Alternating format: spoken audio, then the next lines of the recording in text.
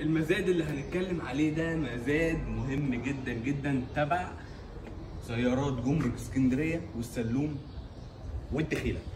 كل الناس اللي كلمتني على المزادات بتاعه العربيات اللي هي بي ام والمرسيدس اللي خاصه باسكندريه، المزاد ده نزل. ده مزاد يوم 7/2.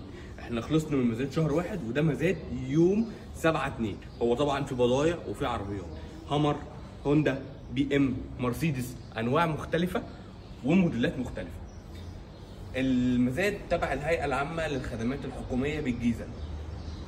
العنوان 7 شارع محمد حامد فهمي الدق الجيزه. لو عايز تدخل المزاد ده بتروح جاي رايح الهيئه العامه، تجيب كراسه الشروط وتشوف تفاصيل العربيات، وبعد كده بتروح جاي رايح جمرك اسكندريه بالكراسه، تدخل تعمل تصريح وتشوف العربيه وتدخل على عربيه او 2. العربيه السليمه مش حوادث. تاني حاجه لازم رسوم دخول المزاد 10000 جنيه، ولو مرسيش عليك بتاخد الفلوس تاني. تالت حاجة اللي انت وانت في المزاد لازم يكون معاك نص تمن العربية، عشان لو رسى عليك يبقى العربية بتدفع على الأقل 40% منها وبتترخص، كلهم ترخص والعربية لط وأي حد ممكن يشتري عربية. بالتوفيق للجميع.